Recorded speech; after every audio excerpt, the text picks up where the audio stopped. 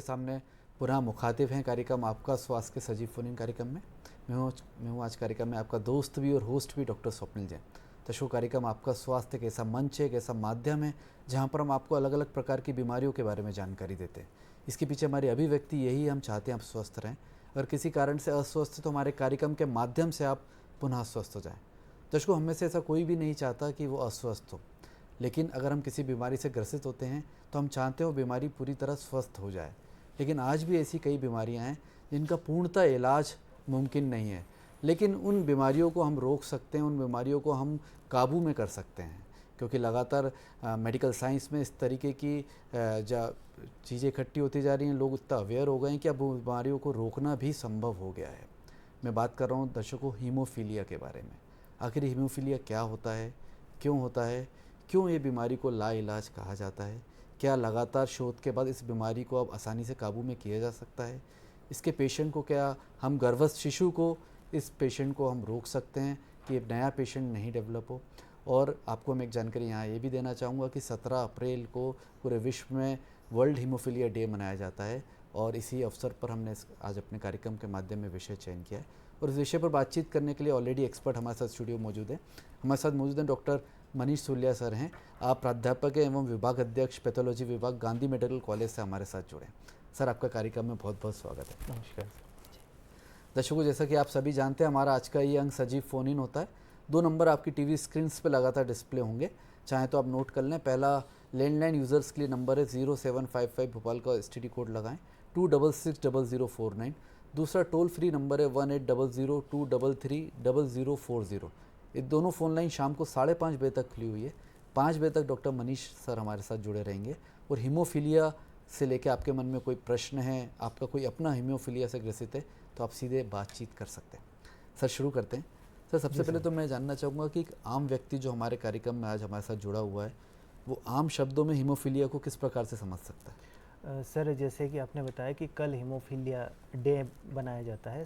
ये हर साल 17 अप्रैल को ये हीमोफीलिया के बारे में एक जागरूकता, एक जनरल पॉपुलेशन में हीमोफीलिया के एक जागरूकता बढ़ाने के लिए इसको बनाया जाता है। इसी के साथ में एक जो हीमोफीलिया के मरीज है या उनके परिवार हैं, उनके प्रति उनको बेहतर स्वास्थ्य सुविधाएं उपलब्ध करवाने की इस दिशा में हम लोग काम करते हैं। जी सर, एक हीमोफीलिया को अगर हम समझना चाहें आम शब्दों में, तो किस प्रकार की ये बीमारी है? सर, ये एक जटिल गंभीर समस्या है सर, जिसमें कि जो रक्त होता है, रक्त में थक्का बनता है, तो थक्का बनने की जो गुणवत्ता ब्लड की वो कम हो जाती है। क्योंकि अगर कोई मरीज अगर हीमोफीलिया से पीड़ित है तो ये अनुवांशिक होता है। जब ये अनुवांशिक होता है तो उसमें जो क्लॉटिंग फैक्टर्स होते हैं, जो कि एक टाइप का प्रोटीन होता है, जिसकी कमी से रक्त में थक्का बनने की प्रक्रिया कम हो जाती है या धीमी पड़ जाती है, जिससे कि रक्त का थक्का नहीं बनता है सर। जी जी, बहुत ख़ास बात है कि एक तो ये बात सामने निकल गई कि अनुवांशिक है, यानी कि जन्मजात ये बीमारी बच्चा शिशु पैदा इस बीमारी के साथ होता है, और इसमें कहीं ना कहीं खून का बहाव रुकता नहीं है अगर किसी को खून बहता है। यानी कि खून रोकने की जो क्षमता होती है, जो थक्का बनने के लिए क्षमता होती है, जो उसके लिए प्रोटीन लगता है, वो बॉडी में उसकी कमी होती है, और उसके कारण ये बीमारी इतनी जटिल मानी जाती है। तो सर, जैसे आपने बताया कि ये अनुवांशिक है, जन्मजात है, तो जब बच्चा जन्म लेता है उसके बाद से ही क्या फिर ट्रीटमेंट देने की ज़रूरत पड़ने लगती है, या एक समय बाद उसको कुछ लक्षणों का पता चलता है? सर, ये शुरू में तो इसके जो लक्षण के बारे में कोई समझ ही नहीं पाता है, क्योंकि ये जो बीमारी है सर, इसके बारे में अवेयरनेस बहुत कम है जी सर। जब किसी को चोट लग जाती है या जैसे बच्चा होता है तो शुरू में ब्लड, जब उसकी जो नाड़ होती है, जब उसको काटा जाता है तो ब्लीडिंग बहुत ज़्यादा होती है, पर इसके जो पेरेंट्स या जो होते हैं जागरूकता नहीं होती, जिसके कारण में ज़्यादा समझ नहीं पाते हैं। इसके अलावा ये डिपेंड करता है सर कि उसकी गंभीरता किस तरह की है। ये जैसे गंभीरता के मामले में देखा जाए 3 तरह से होता है। एक तो कम वाला होता है, एक मध्यम टाइप का होता है, एक गंभीर टाइप का होता है। इसमें डिपेंड करता है सर फैक्टर लेवल, जो ब्लड को क्लॉट करवाने के लिए बहुत सारे प्रोटीन्स होते जी। हैं। तो प्रोटीन जो 8 और जब प्रोटीन 8 और प्रोटीन 9 की कमी होती है तो उसकी वजह से ये हीमोफीलिया होता है। जैसे फैक्टर 8 की कमी से हीमोफीलिया ए होता है, फैक्टर 9 की कमी से हीमोफीलिया 9 होता है, जिसे क्रिसमस फैक्टर भी बोलते हैं। तो सर ये उसके गंभीरता के ऊपर डिपेंड होता है सर कि अगर ज़्यादा गंभीर है, अगर फैक्टर लेवल जो होता है अगर 1% से कम है तो उसमें स्पॉन्टेनियस ब्लीडिंग हो जाएगी सर। या तो फिर ओके। मान लो कोई मध्यम टाइप का हीमोफीलिया है तो उसमें जैसे कुछ खेलते समय या कोई सर्जिकल प्रोसीजर या दांत को अगर खींच के निकाला जाए तो उस कंडीशंस में ब्लीडिंग होती है सर। बिल्कुल। बहुत अच्छी बात है कि ये 3 तरह से बीमारी को हम इसको देखा जा सकता है। बहुत गंभीर अवस्था में तो हमें शुरुआत में, जैसे डॉक्टर मनीष सर ने बताया कि जब नाल काटी जाती है तभी ब्लीडिंग नहीं रुकती, तो ये गंभीर समस्या कई बार शुरुआत में पकड़ में आ जाती है। लेकिन अगर बहुत मध्यम वर्गीय अगर हमें हीमोफीलिया है या प्राइमरी स्टेज पे हीमोफीलिया है जिसमें उतने फैक्टर्स की कमी नहीं है, तो ऐसे में कुछ उम्र के बाद लक्षणों से पता चलता है, चाहे वो चोट लगने के बाद ब्लड नहीं रुकता है तो भी हम डॉक्टर के पास जाके समझते हैं कि ऐसा क्यों हो रहा है, कि ब्लीडिंग रुक क्यों नहीं रही, क्योंकि ये नेचुरल प्रोसेस है, ब्लीडिंग अपने आप रुकनी चाहिए। सर और कौन से लक्षण हैं जिसमें हमें पता चलता है कि ये कोई ब्लीडिंग डिसऑर्डर है, क्योंकि अक्सर सब बच्चे खेलते हैं, गिरते हैं, कई बार ब्लीडिंग थोड़ी लंबी चलती है, या हमें लगता है कि बच्चा गिरता है तो चोट तो लगती रहती है, सूजन भी आती है, तो ऐसे कोई और लक्षण जिससे हम तुरंत चिकित्सक के पास जाएं? सर इसमें जैसे मान लो कि कोई सर्जरी हो गई या फिर दांत जब गिरते हैं तो या कोई चोट लग गई तो उस कंडीशन में जो ब्लड होता है वो बहुत धीमी गति से उसका क्लॉट होता है, उसका थक्का बहुत देर से जमा होता है, या फिर यूरिन में या फिर मल में ब्लड का स्राव होता है। इसके अलावा जैसे कोई मामूली चोट लग जाती है तो उसका माउथ या मुंह से या जीभ से भी खून निकलता है। फिर इसी के साथ में हम बोल सकते हैं कि जैसे सीवियर है तो उसमें स्पॉन्टेनियस मसल्स में, जैसे जोड़ों में या मसल्स में अपने आप ब्लीडिंग चालू होती है सर। जी जी। बहुत महत्वपूर्ण बात है कि इंटरनल ब्लीडिंग जो सर बात कर रहे हैं, जिसमें हम जोड़ों में सूजन आ जाती है और हमें उसका कारण पता नहीं चलता, इतनी कोई तेज़ चोट भी नहीं लगी, हो सकता है बच्चा बहुत तेज़ी से कूदा हो कहीं पर, उसके बाद से जोड़ों में सूजन आ गई, तो ये इंटरनल ब्लीडिंग के भी चांसेस रहते हैं, तो उसमें भी एक बार चिकित्सक से परामर्श लेने की बहुत ज़रूरत होती है। सर जैसे कोई पेशेंट जब आपके पास आता है तो ये कैसे पता चलता है कि आनुवांशिक है? क्या उनकी फैमिली में अगर होगा तो उनको तो पता होना चाहिए कि ये लक्षण आएंगे, तो हमें थोड़ा सा सचेत रहना है बच्चे के लिए, फिर इतना समय क्यों लग जाता है पेशेंट को ये पता करने में कि वो हीमोफीलिया का है? सर एक तो उसमें जागरूकता की कमी है, क्योंकि हर किसी को पता नहीं होता है कि अगर खून देर से, अगर खून का थक्का अगर देर से जमा हो रहा है तो ये हीमोफीलिया हो सकता है। जैसे हमारे पास कोई मरीज आता है तो हम उनसे थोड़ा फेमिलियर होते हैं उनके साथ, फिर उनसे पूछते हैं कि आप कहाँ के रहने वाले हैं, आपके मामा कहाँ के हैं, या फिर आपके मामा में कोई इस टाइप की कोई बीमारी तो नहीं थी, या कहीं पर जैसे खून, जैसे सिर में चोट लगने से उसकी डेथ हुई हो, या फिर कहीं से गिर गए हो जिसमें रक्त बहने से, तो उस टाइप से उनसे फेमिलियर होकर उनसे एक बार हिस्ट्री लेते हैं। तो उस बेस पे हम डिसाइड करते हैं कि हो सकता है अनुवांशिक हो, फिर उसी बेस पे हम उसका इन्वेस्टिगेशन की तरफ हम लोग जाते हैं। जी। तो सर जैसे किसी घर में फैमिली में, जैसे आपने बोला मामा मौसी तक देखा जाता है, हाँ। उस हिस्ट्री में भी अगर कोई हीमोफिलिक हो तो चांसेस है कि आने वाली पीढ़ी में भी हो, तो क्या ज़रूरी है कि हर बच्चा जो होगा वो हीमोफिलिक होगा, कि ये डिपेंड करता है, किस चीज़ पे निर्भर करता है? एक ही फैमिली के सभी लोग हीमोफिलिक होते हैं? नहीं सर, डिपेंड करता है। मान लो सर अगर कोई व्यक्ति हीमोफिलिक है और उसकी शादी हुई है नॉन कैरियर हीमोफिलिक फीमेल से हुई है, ओके। तो उस कंडीशंस में सर एक लड़का जो होगा वो हीमोफिलिक होगा और लड़की कैरियर रहेगी, और बाकी जो बच्चे नॉर्मल रहेंगे सर। जो अगले हाँ, फर्स्ट तो हीमोफिलिक होगा। हाँ, फर्स्ट हीमोफिलिक होगा। ओके। जिसकी जो लड़की होगी वो कैरियर वाहक का काम करेगी, और 2 बच्चे जो है नॉर्मल रहेंगे सर। बिल्कुल। और ठीक उसी तरह से मान लो कि हीमोफिलिक अगर कोई है नर है और उसकी शादी किसी वाहक से हो गई, तो उस कंडीशंस में फीमेल भी हीमोफिलिक रहेगी और एक बेटा भी उसका हीमोफिलिक रहेगा और एक बेटी भी हीमोफिलिक रहेगी, और एक उसकी बेटी वाहक रहेगी और एक बेटा नॉर्मल रहेगा। बिल्कुल, बहुत महत्वपूर्ण है, थोड़ा सा कॉम्प्लिकेटेड ज़रूर है, लेकिन अगर आपके घर में कोई हीमोफिलिक है तो आपको ये ज़रूरी है कि जब भी आगे पीढ़ी या आगे शादी की बात हो तो हमें समझना ज़रूरी है कि कोई और जिससे शादी हो रही है वो हीमोफिलिक कैरियर भी नहीं होनी चाहिए, नहीं तो कारण होने के चांसेस, अगले बच्चों को हीमोफीलिया होने के चांसेस बढ़ जाते हैं। अगला प्रश्न मैं सर से ज़रूर ये पूछूंगा कि लड़के ही क्यों ज़्यादातर हीमोफिलिक होते हैं, लेकिन इसके पहले एक कॉलर हैं, नंद स्वरूप मिश्रा जी हैं, बाराबंकी उत्तर प्रदेश से। अपना प्रश्न पूछ सकते हैं सर आप। हाँ नमस्कार सर, मैं जानना ये चाहता हूँ हीमोफीलिया के होने के कारण क्या होते हैं, और दूसरी चीज ये किस उम्र में होती है, कौन से मौसम में ज्यादा अपना प्रभाव डालती है। जी सर मैं एक बार प्रश्न नंद स्वरूप मिश्रा जी प्रश्न दोहरा लें आपका। मैं जानना चाहता हूँ हीमोफीलिया जो है किस कारण होते हैं इसके, और दूसरी चीज एक किस उम्र में होती है और किस मौसम में ज्यादा अपना प्रभाव डालती है।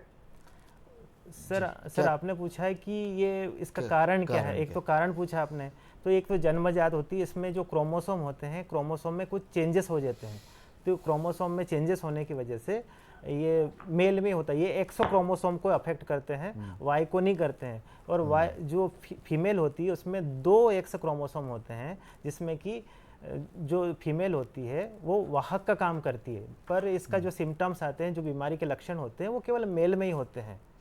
जी बहुत ज़रूरी बात है कि अब जैसा मैंने सोचा था कि प्रश्न पूछूंगा और उत्तर मिल गया है कि ये पुरुषों में ही मेल चाइल्ड में ज़्यादा देखा गया है, क्योंकि क्रोमोसोमल चेंजेस हैं और फीमेल के पास XX 2 क्रोमोसोम होते हैं, उसके कारण फीमेल में चांसेस कम होते हैं, तो ज़्यादातर हीमोफीलिया बच्चों में जो मेल चाइल्ड है उसमें पाया जाता है। सर एक बार किसी को हीमोफीलिया हो गया तो किस प्रकार से उनकी ट्रीटमेंट की शुरुआत होती है, जब आपके पास वो पहली बार आते हैं तो फिर किस तरह से आप लोग काउंसलिंग करते हैं? सर पहले तो पूरी हिस्ट्री हम लोग देखते हैं, डिटेल में पूरी हिस्ट्री। ये एक हीमोफीलिया 2 टाइप से, एक तो अनुवांशिक होता है सर, दूसरा कभी कभी जब शरीर की इम्यूनिटी कम हो जाती है तो उस कंडीशंस में जो फैक्टर्स होते हैं तो उसके अगेंस्ट में एंटीबॉडी डेवलप हो, जैसे इनिबिटर बोलते हैं। तो हम पहले हिस्ट्री लेते हैं, इसके बाद हम लोग देखते हैं कि कौन से इन्वेस्टिगेशन करना, तो हम उसके लिए जैसे क्लॉटिंग टाइम हम लोग करवाते हैं, APTT करके एक टेस्ट होता है उसको करवाते हैं, फिर उसका फैक्टर ऐसे टेस्ट करवाते हैं जिसमें पता चलता है कि ब्लड में क्लॉट करने की कैपेसिटी कम हो गई है, तो इससे हम पता चलता है फैक्टर 8 में है या 9 है। जी फिर जैसे पता चल जाए उसके बाद फिर क्या उनको लगातार उनका कुछ प्रॉपर रजिस्ट्रेशन होके कुछ फाइल बनती है, क्योंकि ये तो जीवन पर्यंत कुछ ना कुछ ट्रीटमेंट तो इस तरह के पेशेंट का चलता ही होगा सर? सर जैसे हमारे भोपाल की बात करें तो भोपाल में सर हमारे पास हीमोफीलिया सोसाइटी है। हीमोफीलिया सोसाइटी में जितने भी जो भी मरीज आते हैं हम उनका रजिस्ट्रेशन करते हैं, और रजिस्ट्रेशन करने के बाद में हम उनसे कुछ चार्जेस लेते हैं, जैसे 1 ईयर का 100 रुपीज़ है या फिर लाइफ लॉन्ग 1000 रुपीज़ के आसपास है। ये सोसाइटी के फंड में जाता है, उसकी जो भी एक्टिविटी होती है हम वहाँ करते हैं। फिर उसके बारे में जो मरीज होता है उससे हम हीमोफीलिया फेडरेशन ऑफ इंडिया से हम लोग लिंक है, तो हीमोफीलिया फेडरेशन ऑफ इंडिया उसको life long free of cost पूरे फैक्टर देते हैं। इसी के साथ में गवर्नमेंट भी हमें सप्लाई करती है, और गवर्नमेंट में हमें जो भी फैक्टर की कमी है वो फैक्टर गवर्नमेंट हमें उपलब्ध करवाती है। बिल्कुल, गवर्नमेंट भी बहुत तत्पर है और हीमोफीलिया फेडरेशन ऑफ इंडिया भी लगातार प्रयास कर रही है कि सुविधा हर हीमोफिलिक पेशेंट तक पहुंचाई जाए। एक कॉलर हैं, कृष्णपाल सिंह हैं, मंदसौर से जुड़े हैं हमारे साथ। आपका कार्यक्रम में स्वागत है कृष्णपाल जी, अपना प्रश्न पूछ लें आप। जी कृष्णपाल जी अपना प्रश्न पूछ लें आप। सर आवाज कृष्णपाल जी शायद आपको हमारी आवाज़ आ रही है तो अपना प्रश्न पूछ लें आप। शायद उनसे कनेक्शन नहीं हो पा रहा है। हाँ जी सर, जैसे आपने फैक्टर की बात की, तो अगर कोई हीमोफीलिया का पेशेंट है उसको अगर चोट लगती है तो उसी समय उसे उस फैक्टर की ज़रूरत पड़ती है कि लगातार उस फैक्टर को ब्लड में बनाए रखने के लिए भी आप लोग कुछ लगातार उसमें ट्रीटमेंट देते हैं? सर इसमें जो प्रोटोकॉल के हिसाब से तो 2 पैटर्न चलते हैं सर हमारे यहाँ। ऑन डिमांड, जैसे ऑन डिमांड जैसे मान लो किसी को ब्लीडिंग हो रही है और फैक्टर लेवल कम हो गया, उसी वजह से ब्लीडिंग होती है, तो हम उसी के लिए ऑन डिमांड उसको फैक्टर देते हैं ताकि उसका फैक्टर लेवल नॉर्मल हो जाए। एक तो ये प्रक्रिया है सर। दूसरा हम लोग देते हैं कि प्रोफाइल एक्सिस जैसे जैसे प्रोफाइल एक्सिस हम इसलिए देते हैं कि उसको ब्लीडिंग एपिसोड्स कम हो जाए। जैसे किसी को कि सप्ताह में या 1 महीने में 2 या 3 बार जॉइंट में ब्लीडिंग हो रही है, स्पॉन्टेनियस ब्लीडिंग होती है, तो हम प्रोफाइल एक्सिस इसलिए देते हैं कि उसको इस तरह के एपिसोड्स ना आए। तो एक ये प्रोफाइल एक्सिस होता है सर जी। तो हम 2 तरह से ट्रीटमेंट देते हैं। ओके सर, इसमें पूरा जो ब्लड चढ़ता है, जैसे हमने थैलीसीमिया में देखा कि होल ब्लड चढ़ाया जाता है, तो इसमें भी इस तरीके से ब्लड चढ़ाया जाता है? नहीं सर, इसमें सर सिर्फ फैक्टर चढ़ाया इसमें जाता केवल फैक्टर चढ़ाते हैं सर हम। है? जी। तो जैसे लगातार जब हम आर्टिफिशियल तरीके से फैक्टर पेशेंट को चढ़ाते हैं, देते हैं, तो उसका कोई साइड इफेक्ट भी आता है कि उससे कोई प्रभाव नहीं पड़ता? सर अभी तक तो ज़्यादा सुनने में नहीं आया सर, पर किसी मरीज में हम लोग का हाइपर सेंसिटिव रिएक्शंस कभी देखने को मिली है जी। कुछ 1-2% किसी पेशेंट में दिखा है सर। जी बिल्कुल।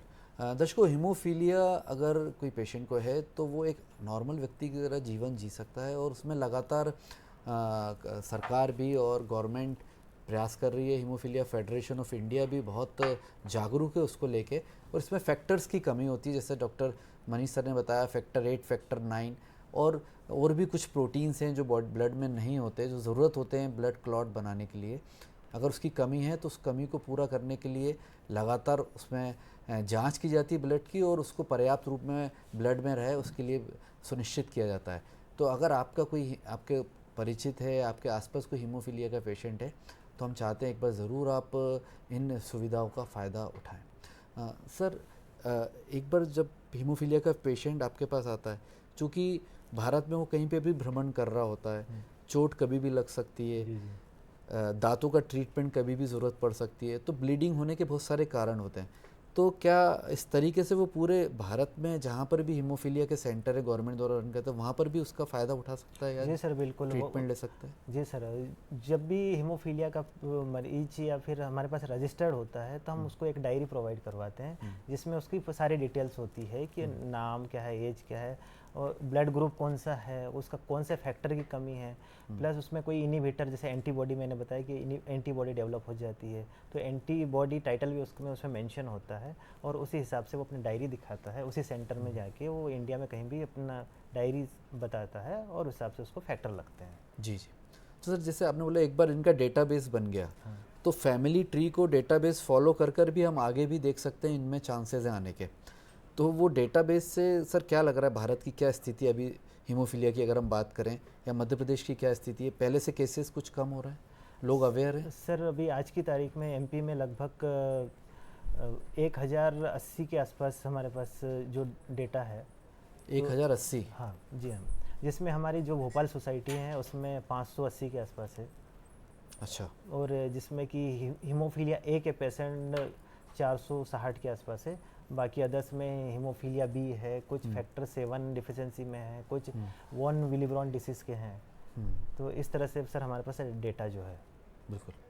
तो सर, एक बार कोई जैसे बच्चा आ गया, यूजुअली छोटे बच्चे ही आपके पास आते होंगे जब उन्हें समझ में आता होगा हीमोफीलिया है, तो क्या केयर करनी पड़ती है ताकि ज़्यादा फैक्टर की ज़रूरत नहीं पड़े और बच्चे को ब्लीडिंग ना हो? क्योंकि छोटा बच्चा है, वो तो सारा खेलेगा भी, जंप भी करेगा, स्कूल भी जाएगा, तो क्या आप लोग प्रिकॉशन रखने के लिए पेरेंट्स को बोलते हैं? सर पहले तो हम लोग बोलते हैं कि जितने भी इन कांटेक्ट वाले गेम्स होते हैं तो उनसे बचने के लिए बोलते हैं। दूसरा, अगर हीमोफीलिया अगर डायग्नोस हो ही गया तो हम बोलते हैं कि भाई उसका प्रोटेक्शन करो, है ना, फिर उसको रेस्ट कराओ। फिर अगर कहीं ब्लीडिंग हो ही गई या सूजन हो गया तो उसको हम आइस से सिकाई करने के लिए उसको एडवाइस करते हैं। फिर उसको रेस्ट आइस से करने के बाद में उसको प्रोटेक्शन करते हैं कि जहाँ पर भी ब्लीडिंग हो रही है उस एरिया को कंप्रेस करके रखे। तो ये सर, ये हम उनको एडवाइस करते हैं सर। जी। कुछ दवाइयाँ भी जिसमें इस तरह के पेशेंट्स को ध्यान रखने की, ये दवाइयाँ नहीं लेनी चाहिए, या कभी भी डॉक्टर से सलाह लें तो ये ज़रूर बताएं कि मैं हीमोफीलिक हूँ? हाँ सर, हम हर पेशेंट को बताते हैं कि आप किसी भी हॉस्पिटल में जाते हैं तो पहले आपको ये बताना होगा कि आप अपने डायरी उनको ज़रूर दिखाना है, कि ऐसा ना हो कि सामने वाले आपको कुछ या छोटा ऑपरेट कर दे, कोई इंजेक्शन लगा दे जिससे कि कोई कॉम्प्लिकेशन हो जाए। तो हम उनको बताते हैं। इसके अलावा जैसे अगर उसको सूजन है तो हम बोलते हैं कि आप बोले पैरासीटामोल ले ले। तो पैरासीटामोल या एंटी फाइब्रोनेटिक एजेंट्स हम लोग बोलते हैं कि ये वाली दवाई आप लेना है। इसी के साथ में हम आइस पैक का बोलते हैं कि आइस पैक से उसकी लगातार सिकाई करने के लिए एडवाइस करते हैं सर। बिल्कुल। ऐसा तो नहीं कि डॉक्टर कह रहे हैं कि आप बच्चे को खेलने ना दें, लेकिन थोड़ी सी सावधानी आपको विशेष रूप से रखनी है। अगर कोई चोट लगती है तो उसमें बर्फ़ की लगातार आप सिकाई करें ताकि उसको ब्लीडिंग ज़्यादा ना हो, और अगर लग रहा है कि ब्लीडिंग कंट्रोल नहीं हो रही तो एक बार ज़रूर फ्रैक्टर लगवाएं। ये सुनिश्चित कर लें कि कहीं फ्रैक्टर के कारण तो ब्लीडिंग इतनी नहीं हो रही है, तो इसके लिए बहुत ज़रूरी है आप जाके तुरंत चिकित्सक से संपर्क करें। सर, अगर कोई हीमोफीलिया का पेशेंट को रिलीफ नहीं मिलता है, जैसे आप लगा रहे हैं उसको बहुत तुरंत में फैक्टर की ज़रूरत पड़ती है, तो कोई प्लान भी इस तरह के पेशेंट्स के लिए होते हैं? हाँ सर, बहुत सारे पेशेंट होते हैं जिनको 50 से ज़्यादा बार हम लोग फैक्टर लगा चुके हैं, तो कभी कभी उनके अगेंस्ट में जो फैक्टर लगाते हैं उसके अगेंस्ट में एंटीबॉडी डेवलप हो जाती है, जिसमें कि ये फैक्टर काम करना बंद कर देते हैं। तो उस कंडीशन में हम लोग इनिबिटर टेस्टिंग करवाते हैं कि उसके अगेंस्ट जो एंटीबॉडी डेवलप हुई उसके बारे में उसको हम देखते हैं। और जब इस तरह के पेशेंट अगर डायग्नोस होते हैं तो हम लोग उसको बाईपास एजेंट देते हैं। जैसे फैक्टर 7 हम बाईपास एजेंट मानते हैं, तो हम फैक्टर 7 दे के हम उसका ट्रीटमेंट करते हैं। सर, संक्षिप्त में मैं आपसे चाहूँगा 3-4 पॉइंट आप ऐसे हीमोफीलिया के पेशेंट हैं जो मन में दुखी रहते हैं या फिर जो जिनके पेरेंट्स उनको लगता है कि अब आगे क्या होगा, उनके लिए कुछ 4-5 अगर आप ऐसा बताएं कि ये बहुत आसानी से बीमारी कंट्रोल हो सकती है। सर, मैं तो ये बोलूँगा कि अगर आपका बच्चा हीमोफीलिक है तो आप उसका ध्यान रखें। कहीं पर भी जैसे अगर स्कूल जाता है तो स्कूल में उसको जैसे बच्चे वहाँ के प्रिंसिपल को बताए, प्रिंसिपल के उनको बताने के बाद वहाँ फैकल्टी को बताए, प्लस उनको बोले कि अगर इस तरह कोई कॉम्प्लिकेशन आती है तो आप इमीडिएटली हमें कॉल करें या फिर इमरजेंसी सेवाओं को तत्काल बुला लें। जी, डॉक्टर मनीष सूलिया सर, आप यहाँ इतने अल्प समय में इतनी अच्छी जानकारी आपने साझा की। हमें विश्वास है कि जो भी हीमोफीलिया के पेशेंट हैं या फिर जो हमारा कार्यक्रम देख रहे हैं उन्हें इस बात की जानकारी अवश्य होगी कि किस तरीके से आगे बढ़ना है। हमारे स्टूडियो में आने के लिए धन्यवाद। Thank you sir. धन्यवाद। तो दर्शकों, देखा आपने कि हीमोफीलिया पूर्णतः कंट्रोल हो सकती है, पर ज़रूरत है कि हम थोड़ा अवेयर रहें और सरकार द्वारा जो सुविधाएं दी जा रही हैं उसका अवश्य आप फ़ायदा उठाएं।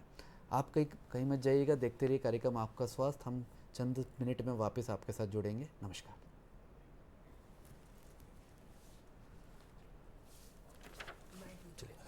दर्शकों, मैं आपको गुमशुदा लोगों की जानकारी दे रहा हूँ। आपके सामने वो तस्वीर दिख रही है, वो है मृदुल पटेल की, जिनकी उम्र है 18 वर्ष।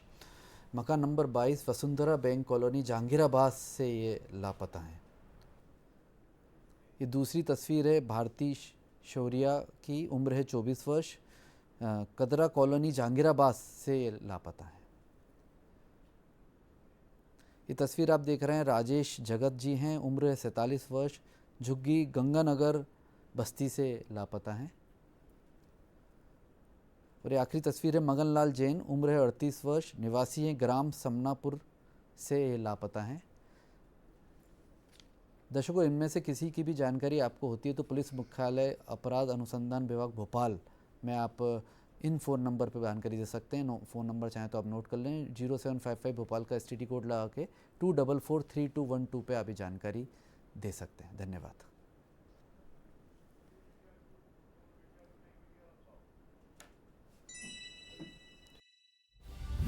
आइए मनोरंजन की एक नई दुनिया में। डीडी फ्री डिश, भारत की एकमात्र फ्री DTH सर्विस, जिसमें आपको मिलेंगे मनोरंजन से भरपूर 6 TV channels, 10 movie channels, 7 music channels, 2 channels sports के, 22 चैनल्स समाचार के, 2 लोकसभा और राज्यसभा के, 8 आध्यात्मिक चैनल्स और 38 क्षेत्रीय चैनल्स, यानी कुल मिलाकर आपको मिलेंगे 95 टीवी चैनल्स। और साथ ही साथ आपको मिलेंगे आकाशवाणी के 39 डिजिटल रेडियो चैनल्स भी। इतना ही नहीं, ये सभी चैनल्स आपको मिलेंगे बिल्कुल मुफ्त, यानी बिना किसी मासिक केबल शुल्क के। बस एक बार डीडी फ्री डिश लगवाइए और जीवन भर पैसे देने से छुटकारा पाइए। अधिक जानकारी के लिए लॉग ऑन करें www.doordarshan.gov.in।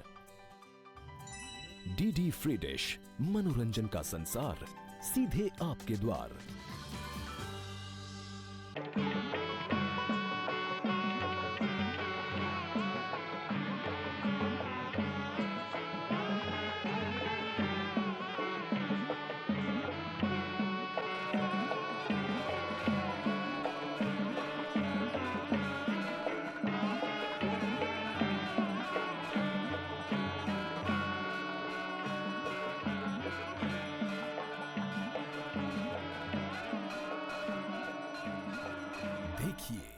अयोध्या में श्री रामलला मंदिर से नित्य आरती का सजीव प्रसारण प्रतिदिन प्रातः 6 बजे डीडी नेशनल पर। 1857 जब आजाद हिंदुस्तान के सपने ने जन्म लिया। आइए जाने उन वीरों के बारे में जिन्होंने स्वतंत्रता की नींव रखकर इतिहास रच दिया। कहानी है ये दो युक्तिपूर्ण योजनाकर्ताओं की जिन्होंने आसाम में आजादी की डोर संभाली। थी उनकी अनोखी जोड़ी, नाम था मनीराम पियाली। शुरुआत की मनीराम दीवान ने कलकत्ता से बजा दिया विद्रोह का बिगुल, गूंज जिसकी पहुंची।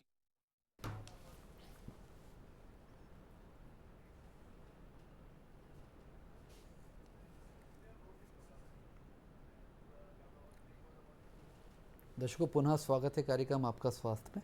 जैसे हमने आपसे वादा किया था एक नए विषय पर नए विशेषज्ञ के साथ आपके साथ फिर जुड़ेंगे। और दर्शकों हम में से बहुत सारे लोग हैं जो मोतियाबिंद को लेकर आज भी मन में डर बना के रखा हुआ है। डॉक्टर सजेस्ट करते हैं कि हम मोतियाबिंद का ऑपरेशन कराएं, वो टालते रहते हैं और एक समय ऐसा होता है कि ऑपरेशन के बाद भी उतनी अच्छा विज़न उनको मिलता नहीं है। फिर वो डॉक्टर से बोलते हैं कि सर आपने तो बोला था विज़न आ जाएगा। तो कहीं ना कहीं ये डर आज भी हम लोगों के मन में है। ऐसा क्यों है? मोतियाबिंद कितने प्रकार का होता है? लेंस को लेकर हमारे मन में हमेशा से कन्फ्यूजन रहता है। डॉक्टर भी ऑप्शंस देते हैं कि कौन सा लेंस लगा सकते हैं आप।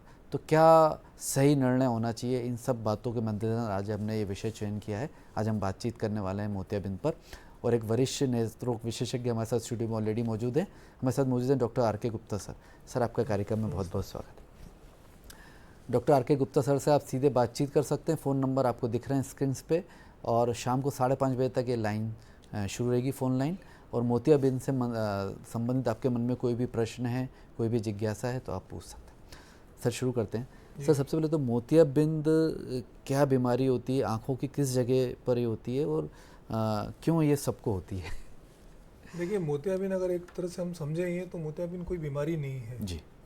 हमारे अंदर आँख के अंदर एक लेंस होता है जिससे कि हम फोकस करके देखते हैं और नॉर्मल पर्सन में यंग एज में वो लेंस ट्रांसपेरेंट होता है, पारदर्शी होता है, जिसके थ्रू कि सब कुछ हमें दिखाई देता है और वो प्रोटीन्स का बना रहता है। जैसे हमारे बाल सफ़ेद होते हैं एज के हिसाब से, वैसे वो प्रोटीन डीनेचुरेशन शुरू हो जाता है प्रोटीन्स का एजिंग के कारण और वो अपारदर्शी होता है, वो सफ़ेद होने लगता है। जब वो सफ़ेद होने लगता है तो लाइट अंदर नहीं जाती है आँख के अंदर और जब वो और पेशेंट को धुंधला दिखने लगता है, इसको हम मोतियाबिंद कहते हैं। जी। वो कहीं ना कहीं ये एक उम्र दराज लोगों में पाया जाता है। जैसे डॉक्टर गुप्ता सर ने बताया कि ये नेचुरली एक लेंस है जो हम सब में है, लेकिन एक एज के बाद, एक समय के बाद उसमें कुछ चेंजेस आते हैं जिसके कारण उसे बदलना पड़ता है और यही मोतियाबिंद है। सर हमने सुना इसके कई प्रकार का भी होता है। अक्सर हमने देखा कम उम्र में भी लोग मोतियाबिंद के पेशेंट आते हैं। इनफैक्ट बच्चों में भी हमने देखा है मोतियाबिंद हुआ है। तो ये क्या अलग अलग प्रकार से भी हो सकता है? जी हाँ, ऐसे मोतियाबिंद काफ़ी तरह का होता है। अगर हम बहुत विस्तृत में जाएंगे तो ये समय हमें कम पड़ेगा थोड़ा, बट मैं आपको जो प्रमुख कारण है जिनके कारण की मोतियाबिंद होता है, एक तो मैंने जैसे आपको अभी पहले बताया कि एजिंग के कारण होता है। जनरली 65 साल के ऊपर के लोगों में एज के कारण, जैसे कि मैंने बताया कि प्रोटीन डीनेचुरेशन होता है, उसके कारण ये होता है। ये कॉमन मोतियाबिंद है। उसके बाद अगर हम चलें, यदि किसी को चोट लग गई है आँख में तो चोट लगने के कारण भी मोतियाबिंद होता है, उसको ट्रॉमेटिक कैटरेक्ट कहते हैं। ओके।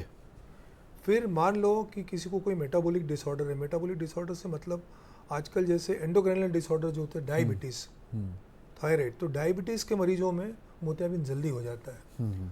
वो 40-45 की उम्र में हमारे पास मरीज आते हैं, उनको मोतियाबिंद रहता है। या शरीर में कैल्शियम की कमी हो।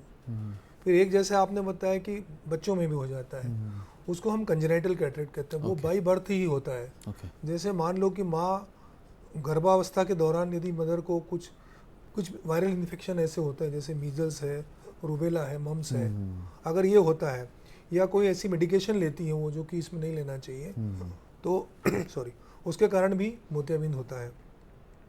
फिर एक डेवलपमेंटल कैटरेक्ट होता है, वो जनरली 1 साल के बाद में होता है। वो भी शरीर में कोई कमी हो, इवन यदि न्यूट्रिशन की कमी हो बच्चों में, उससे भी मोतियाबिंद होता है जी। तो ये मुख्य रूप से ये इस तरह से हम उसको क्लासीफाई कर सकते हैं। बिल्कुल।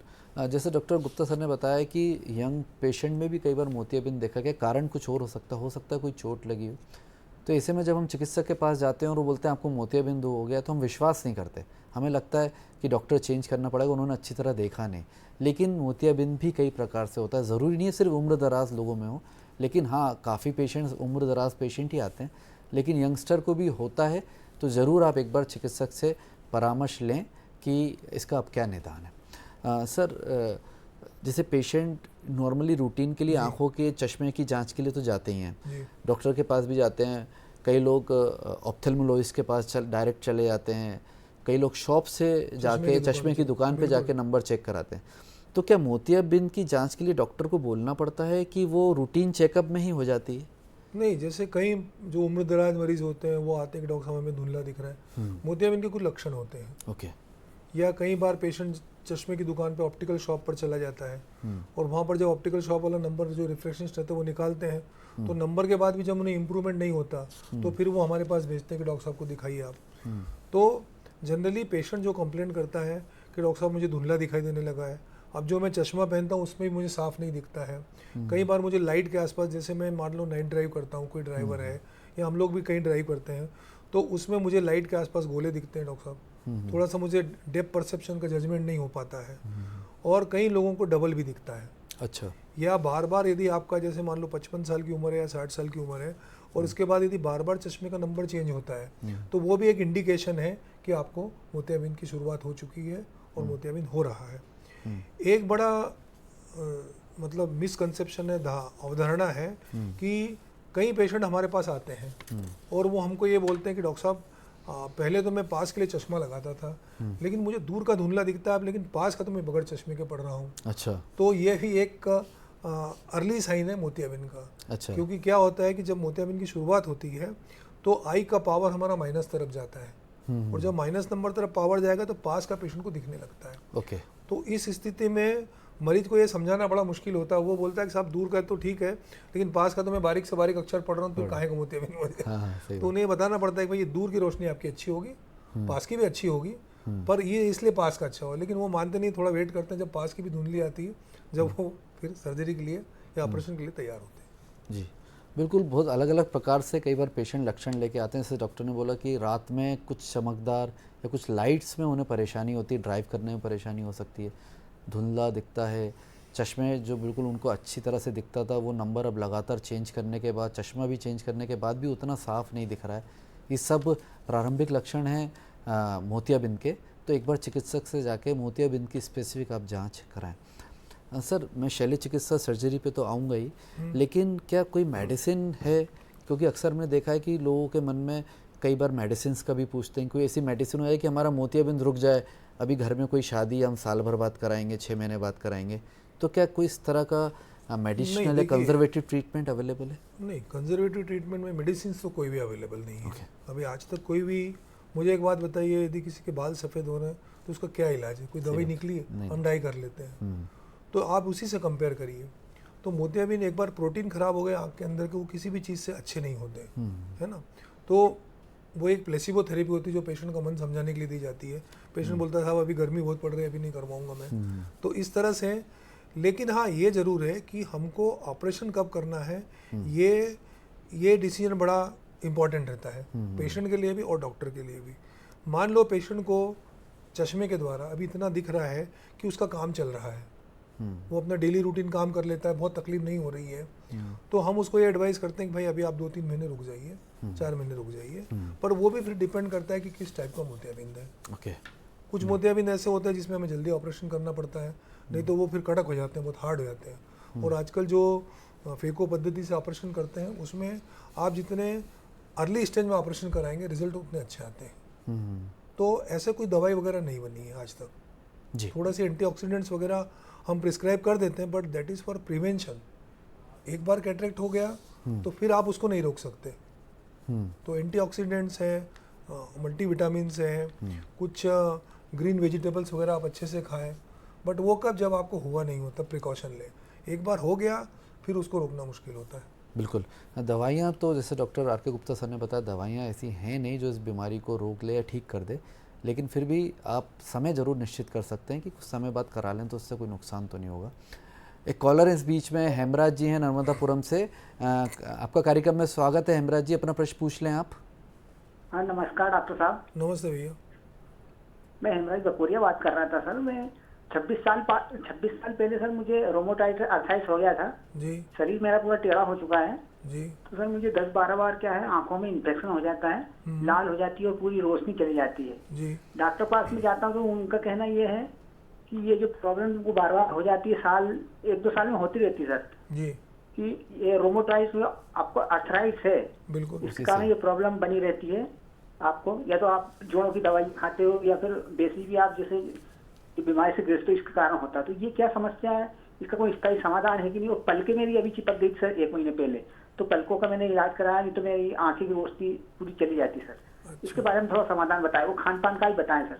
जी नहीं, देखिए रूमेटिड आर्थराइटिस जो है वो जोड़ों की बीमारी है, लेकिन क्या होता है कि इसका असर आंखों पर भी होता है।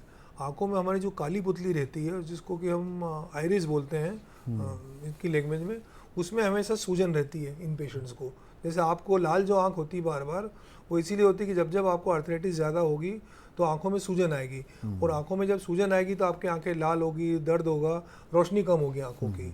वो अर्ली स्टेज में उसमें मोतियाबिंद नहीं होता, लेकिन लेट स्टेज में जब अगर मान लो हम इलाज नहीं कराएं तो आपको जब जब भी वो होगा उसका आपको दवाई डालना पड़ेगी आपको। उसमें कुछ ड्रॉप्स होते हैं वो हम देते हैं, और आजकल थोड़ा सा कुछ इम्यूनोमॉड्यूलेटर्स भी आ गए हैं उसमें, जो कि पुराने ज़माने में नहीं थे। तो वो लेने से भी आपकी आँख ठीक हो सकती, ऐसा नहीं है। पर वो किसी एक अच्छे नेत्र चिकित्सक को आपको पहले दिखाना पड़ेगा, वो कुछ इन्वेस्टिगेशन आपको सजेस्ट करेंगे, वो इन्वेस्टिगेशन आप करवाएं और उसके बाद इलाज करें। तो ऐसा नहीं कि ठीक नहीं होती, काफ़ी पेशेंट्स की ठीक हो जाती है। बिल्कुल, कहीं ना कहीं आपका जो रूमेटॉइड अर्थराइटिस है यानी कि ऑटो इम्यून डिसऑर्डर, उससे जुड़ी आंखों की समस्या डॉक्टर गुप्ता सर ने बताया। तो इसका भी निदान है, उसका सही इलाज आप कराएं, और लगातार अगर आंखों में इन्फेक्शन हो रहा है तो हो सकता है कोई और कारण हो, तो एक बार डॉक्टर चिकित्सक से संपर्क करें और देखें इसका क्या स्थायी इलाज हो सकता है। स्थायी इलाज है जैसे डॉक्टर आर के गुप्ता सर ने बताया। सर, सर्जरी का जैसे आपने बोला समय महत्वपूर्ण है, अगर कई बार लेट हो जाते हैं, हार्ड हो जाता है, तो जो पद्धति जो बहुत आसान पद्धति है जिसपे हम उसी दिन घर भी चले जाते हैं 2-3 घंटे में, फिर उसमें उतने अच्छे रिजल्ट नहीं आते हैं। सर, सर्जरी के बाद सबसे महत्वपूर्ण चीज़ जो सामने आती है, जिसके लिए काउंसलिंग भी पहले से डॉक्टर कर लेते हैं, वो है लेंस। तो लेंस का किस तरह से चयन होता है, और हर व्यक्ति के लिए क्या अलग अलग प्रकार के लेंस होता है, किस बात पे डिपेंड करता है? देखिए, पहले तो मैं आपके पहले सवाल पर जाऊंगा कि सर्जरी का समय सर क्या होना चाहिए।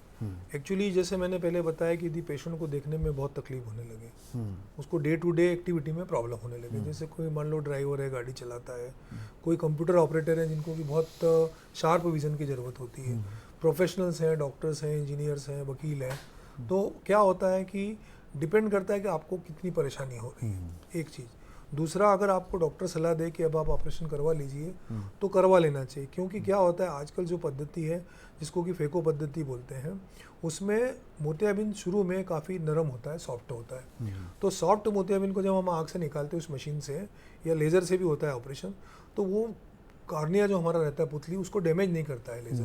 क्योंकि यदि मान लो मोतियाबिंद कड़क हो गया, मान लो आपको डॉक्टर साहब ने आपके बोला कि आप ऑपरेशन करा लीजिए, आप 2 साल बाद गए, और जब वो देख के बोलेंगे कि भाई हो तो जाएगा, लेकिन क्या होता है उसमें फिर कि आई को ज़्यादा डैमेजिंग होता है। वो जो अल्ट्रासाउंड एनर्जी रहती है और जो लेज़र एनर्जी रहती है वो हमारी पुतली को ख़राब करती है।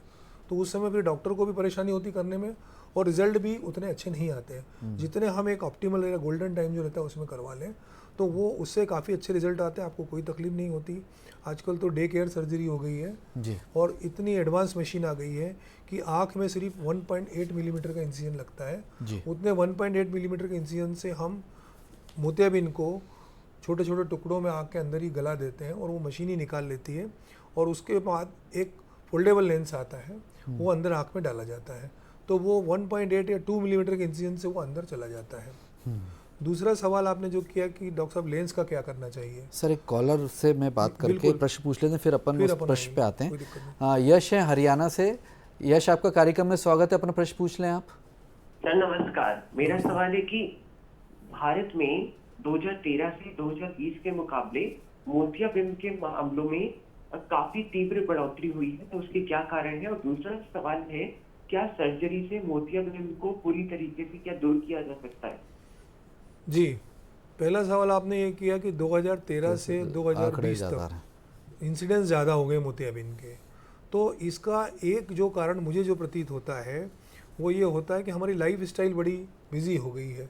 लोग अपने खान पान पर ध्यान नहीं देते, बहुत हर जगह मतलब एक विशेष सर्कल बन गया है तौबा का कि भाई ये काम करें। दूसरा जो आजकल कंप्यूटर और मोबाइल का जो यूज़ है, मोबाइल का हमने अभी एक स्टडी करी थी, उसमें पता लगा कि भाई 5 से 6 घंटे मोबाइल हर आदमी देख रहा है आजकल। मतलब they are addicted to mobile.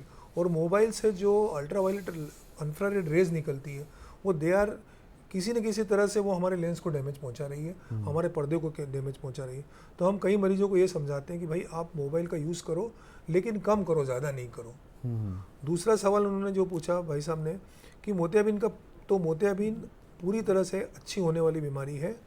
इतना साइंस ने प्रगति कर ली है कि मोतियाबिंद को आजकल हम सिर्फ मोतियाबिंद इसलिए नहीं ऑपरेशन करते कि मोतियाबिंद निकालना है, but it is a reflective surgery now. मतलब कई पेशेंट जो ज़िंदगी भर से चश्मा लगा रहे हैं वो चश्मा फ्री हो जाते हैं मोतियाबिंद के ऑपरेशन के बाद में। तो ये अब रिफ्लेक्टिव सर्जरी हो गई है। मतलब पेशेंट को ये हम ऑप्शंस देते हैं कि अगर आप चाहें तो बिना चश्मे के भी आप देख सकते हैं और दोबारा नहीं होता। बिल्कुल, ये पूर्णतः एक बार ही इसका ऑपरेशन होता है। और लेकिन ये समय समय पर चिकित्सक से संपर्क जरूर कर रहे हैं आप। ऐसे नहीं ऑपरेशन करने के बाद आप एक बार भी चिकित्सक से संपर्क नहीं करेंगे तो कई बार लेंस की सफाई भी इसमें एक तरह का एक ट्रीटमेंट होता है, वो डॉक्टर बताएंगे आगे। तो आप ज़रूर कांटेक्ट में रहें, लेकिन सर्जरी एक ही बार की ज़रूरत होती है जीवन में। और सर इसमें एक और है कि कई बार होता है डॉक्टर दोनों आँख की एक साथ तो सर्जरी करते नहीं होंगे, तो फिर दिखेगा कैसे? नहीं, वो डिपेंड करता है। मान लो जैसे कोई पेशेंट आया, दोनों तरफ उसको मैच्योर कैटरेक्ट है, कुछ भी नहीं दिख रहा है, लाइट दिख रही है सिर्फ। अच्छा। और उसमें भी हम कोशिश ये करते हैं कि 7 दिन का गैप रहे कम से कम, कि एक आंख अच्छी तरह से रिकवर हो जाए फिर दूसरी करे। बट कई बार ऐसा होता है पेशेंट बहुत बहुत दूर से आया हुआ है, वो बोलता है डॉक्टर साहब मैं बहुत गाँव में रहता हूँ, मैं नहीं आ पाऊँगा। तो हम एक साथ भी कर सकते हैं दोनों आँखों का, एक दिन के गैप से भी कर सकते हैं।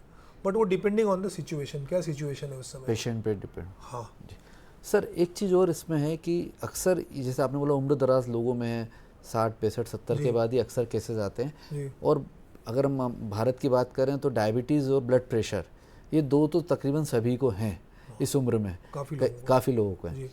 तो क्या ऐसे केसेस में कुछ आप लोग ध्यान रखते हैं कि ट्रीटमेंट या सर्जरी के पहले कि डायबिटीज़ इतनी होनी चाहिए, या फुली कंट्रोल होने के बाद ही करते हैं? जी, ये बड़ा अच्छा सवाल किया आपने, क्योंकि शुगर तो एक महामारी हो गया अपने भारत में आजकल। अगर आप देखें हर तीसरा पेशेंट डायबिटीज़ का है।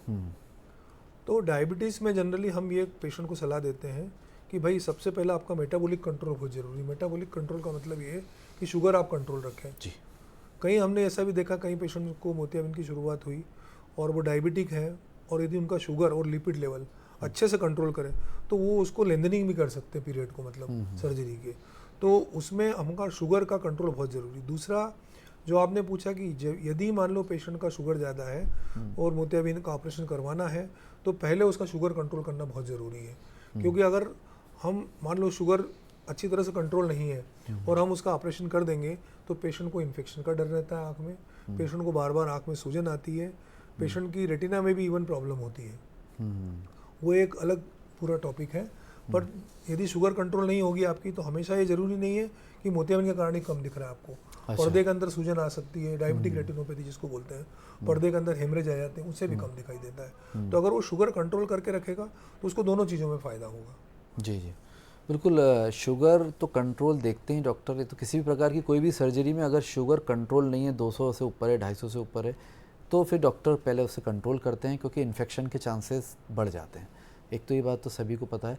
दूसरा, जैसे सर ने बताया डायबिटिक रेटिनोपैथी, अगर आप डायबिटीज़ अनकंट्रोल है लंबे समय तक, भले आप सर्जरी के पहले इंसुलिन लेके आ गए और अब आप बोल रहे हैं कि उतने अच्छे रिजल्ट आ जाएं, वैसा नहीं होगा। तो डायबिटिक रेटिनोपैथी का भी आप विशेष रूप से उसका भी समाधान आप उसका ध्यान रखें, कहीं आपको वो तकलीफ़ पर्दे पे तो नहीं आ गई है। सर, ऑपरेशन तो 1 घंटे में पेशेंट घर चले जाता है, लेकिन वो जब 1 महीने तक 5, 7, 10 प्रकार की दवाइयाँ आँखों में डालना है और उसके लिए एक व्यक्ति लगता है कि लगातार डालना, हर 1 घंटे में 2 घंटे में दवाई डलती है, तो सर ये इतनी ज़रूरत क्यों पड़ती है? क्या कुछ कम भी दवाइयों का उपयोग है? ये डिपेंड करता है क्या पेशेंट टू पेशेंट डिपेंड करता है। और 10 तरह की दवाई तो नहीं डालते हैं, 2-3 तरह की दवाई में काम हो जाता है। अच्छा। एक एंटीबायोटिक ड्रॉप रहता है, एक स्टेरॉइड ड्रॉप रहता है, एक थोड़ा सा आई को आराम करने की दवाई, क्योंकि ये फेको सर्जरी जो काफ़ी नॉन इन्वेजिव सर्जरी है ना, तो इसमें आँख में ट्रॉमा ज़्यादा नहीं होता, इन्फ्लेमेशन नहीं होता अंदर, तो कम से कम दवाई दी जाती है। 2-3 तरह के ड्रॉप देते हैं, एक ऑइंटमेंट, दैट्स इट, उससे ज़्यादा नहीं देते कुछ भी आजकल। जी सर, आप बात कर रहे थे कि जो लेंस है उसका चयन के बारे में, तो वो किस प्रकार से आप लोग निश्चित करते हैं? और लेंस कई लोग बोलते हैं कि इंडियन भी है, बाहर के भी है, उसको लेकर भी लोगों के मन में कन्फ्यूजन होता है, तो वो थोड़ा सा विस्तृत। देखिए, एक मैं थोड़ा सा पहले आपको ये इसमें वो करूं कि जैसे अपन सर्जरी के टाइप पर जाए तो 3 तरह की सर्जरी करते हैं। जी जी। एक सर्जरी को बोलते हैं हम स्मॉल इंसिजन सर्जरी, जो जनरली कैम्प्स वगैरह में होती है या कोई ऐसा इंडिकेशन आ जाए उसमें करते हैं। तो स्मॉल इंसिजन में क्या होता है कि फेको मशीन का यूज़ नहीं करते हैं। अच्छा। उसमें 6 मिलीमीटर का इंसिजन लगाते हैं आँख में और उससे मोतियाबिंद को निकाल के और लेंस डाल दिया जाता है। उसमें भी रिजल्ट अच्छे आते हैं, ऐसा नहीं कि उसमें रिजल्ट सर आज वो हो रही है उस पद्धति से? आज भी होती है। ओके। और उसमें जनरली सूचर वगैरह नहीं लगाते हैं और विजन आता है, लेकिन चश्मे का नंबर आता है उसमें। अच्छा। दूसरा, आप फेको पद्धति में भी 2 तरह की फेको पद्धति हो गई है, एक फेको होती है, एक लेज़र से द्वारा होती है। लेज़र द्वारा जो होती है उसको फेमटो कैटरेक्ट कहते हैं। उसमें आँख में जो चीरा लगता है इंसिजन, वो लेज़र से लगता है। उसके बाद जो मोतियाबिंद के हम पीसेस करते हैं, वो पीसेस पूरे जो होते हैं वो भी लेज़र से होते हैं। सिर्फ उसको अंदर से बाहर निकालने के लिए, एस्पिरेशन करने के लिए, खींचने के लिए पुरानी मशीन का उपयोग करते हैं। और अल्ट्रासाउंड मशीन से भी करते हैं, वो भी काफ़ी टाइम टेस्टेड चीज़ है। तो जितना छोटा चीरा लगेगा आँख में उतनी अच्छी रोशनी आएगी, ये एक फंडामेंटल रहता है पीछे, है ना। जी जी। तो ये तो 3-4 चीज़ें हो गई। अब जैसे आपने पूछा कि सर लेंस का क्या करना चाहिए, तो पेशेंट के सामने बड़ा दिग्भ्रमित रहता है, और आपने बिल्कुल सही पूछा कि पेशेंट सबसे ज़्यादा कंसर्न लेंस के लिए रहता है। उसको ये लगता है कि पता नहीं मेरे को डॉक्टर क्या बोल रहे हैं, मेरी आँख में क्या लेंस डलेगा, मुझे बताएंगे नहीं बताएंगे, ऐसे बहुत सारी चीज़ें होती हैं। लेकिन ऐसा नहीं है, आपको सब लेंसेज के हिसाब से अलग अलग पैकेज रहते हैं सर्जरी के। इंडियन लेंसेज भी बहुत अच्छे आ गए हैं, ऐसा नहीं कि इंडियन लेंसेज ख़राब हैं। आज से 10 साल 15 साल पहले इंडियन लेंसेज के बारे में हम थोड़ा सोचते थे डालने के पहले, लेकिन अब वो they are equally competent, I mean to say equal to the imported lenses. ऐसा नहीं कि उनकी फिनिशिंग ख़राब रहती, कुछ नहीं, बहुत अच्छे बनने लगे। रहा सवाल कि कौन से प्रकार का लेंस डाला जाए, तो लेंस 2-3 तरह के होते हैं। एक लेंस होते हैं जिससे हम सिर्फ दूर का देखते हैं, उनको हम मोनोफोकल लेंस कहते हैं। तो मोनोफोकल लेंस डालने से क्या होता है कि दूर का चश्मा आपको नहीं लगेगा, लेकिन रीडिंग के लिए आपको लगाना पड़ेगा, है ना। जब ये कंप्यूटर का युग आया, लोगों ने कंप्यूटर ज़्यादा यूज़ करना शुरू करा, ये करा, तो और यंग लोगों को भी जब ऐसे एक्टिव लाइफ में जिसको कैटरेक्ट हो जाता है, उसको तो काम भी करना है, गाड़ी भी चलाना है भाई। ये ओल्ड एज में 70 के ऊपर ज़्यादा इतना काम करता नहीं आदमी। आजकल तो लाइफ एक्सपेक्टेंसी बढ़ गई है, तो 70-75 साल तक सभी लोग काम करते हैं। तो फिर लोगों ने ये सोचा कि भाई अगर दूर के लिए अगर पास का भी नंबर आ जाए चश्मे के अंदर ही, लेंस के अंदर ही, तो अच्छा रहेगा। उसके बाद मल्टीफोकल लेंसेस आए। तो मल्टीफोकल लेंसेस में क्या होता है कि दूर का भी चश्मा नहीं लगता, पास का इंटरमीडिएट डिस्टेंस का भी नहीं लगता, पास का भी नहीं लगता। लेकिन इसमें कुछ प्रॉब्लम्स होने लगी। इसकी जो फिजिक्स थी वो ऐसी थी कि उसमें रिंग्स रहती, सर्कल रहते हैं लेंस के ऊपर। तो पेशेंट को, जब पेशेंट गाड़ी चलाता था रात को, तो उनको लाइट के आसपास हेलोस दिखते थे। तो पेशेंट ये बोलते थे कि डॉक्टर साहब दिख तो सब अच्छा रहा है, लेकिन ये मुझे लाइट के आसपास दिख रहे थे। तो वास्तव में वो बड़ा डिस्टर्बिंग और गड़बड़ रहता था। फिर उसके बाद इनोवेशन हुआ कि भाई इडॉफ लेंसेज बनाए गए, जिनको एक्सटेंडेड डेप्थ ऑफ फोकस कहते हैं। उसमें उन्होंने ये देखा कि आजकल जनरली पेशेंट इतनी दूर से ज़्यादा लोग काम करते हैं इंटरमीडिएट डिस्टेंस से, तो वो लेंस दूर के लिए बनाया गया, इतनी दूरी के लिए बनाया गया। और पास के लिए 1-1.5 नंबर का चश्मा लगाने का हम पेशेंट को बोल देते हैं। अच्छा। लेकिन उसमें इस तरह की हेलोस वगैरह कुछ नहीं होती, and patients are very comfortable. एक ट्राइफोबिक लेंस भी आता है जिसमें कि तीनों डिस्टेंस का दिखाई देता है। बट अब ये जैसे जैसे स्पेसिफिकेशन लेंस के बढ़ते हैं, कॉस्ट ऑफ द सर्जरी बढ़ती जाती है। मतलब सर्जरी की कॉस्ट 10,000 रुपये से लेकर और 1.5 लाख रुपए तक होती है। अच्छा। Depending on the lens. तो सर इन जनरल अगर आप दिन भर में 10 पेशेंट देखें तो कितनों में आपको लगता है कि ये ये वाला लेंस काम करता है, इन जनरल ठीक रहता है, नहीं, देखिए, रीजनेबल भी हो, सबको अफोर्डेबल भी हो, उस पेशेंट हिसाब की हम तो डिमांड देखते हैं कि डिमांड से मतलब है कि उसका विजुअल रिक्वायरमेंट कितना है। मान लो एक 75 साल की अम्मा है, वो बोले कि डॉक्टर साहब मैं जरा पढ़ने लिखने का काम कुछ करती नहीं हूँ ज़्यादा, तो उसमें अननेसरी कॉस्ट बढ़ाने का मतलब नहीं है जी। और if they are comfortable with glasses तो मोनोफोकल लेंस मोनोफोकल लगा से दें काम हो जाएगा। और पास का पढ़ ले, कोई इशू नहीं है। और वो सर्जरी भी बड़ी कॉस्ट इफेक्टिव हो जाती है, इंडियन लेंस में तो बहुत सस्ती हो जाती है।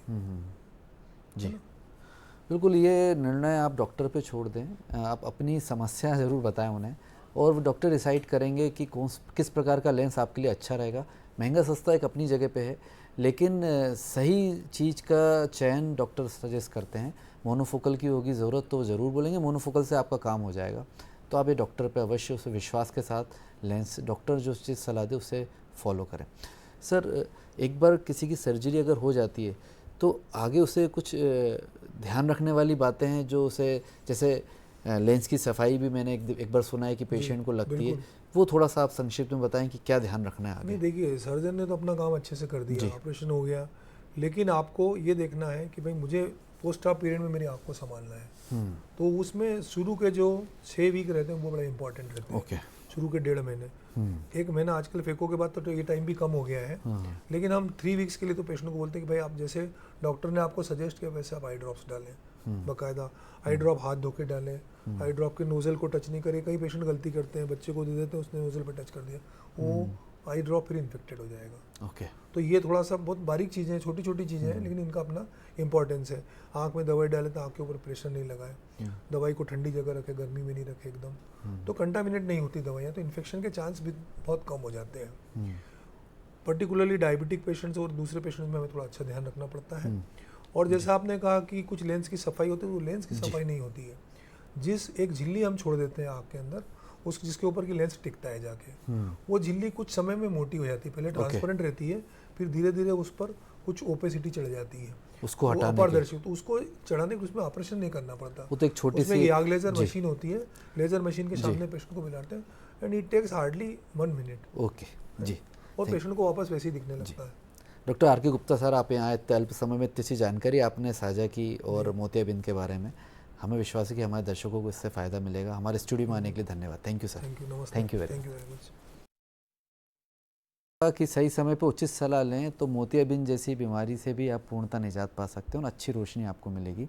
आज के लिए बस इतना ही। अगले अंग में जल्दी आपसे मुलाकात होगी, एक नए विषय पर चर्चा करेंगे। तब तक के लिए मुझे दें इजाज़त। नमस्कार।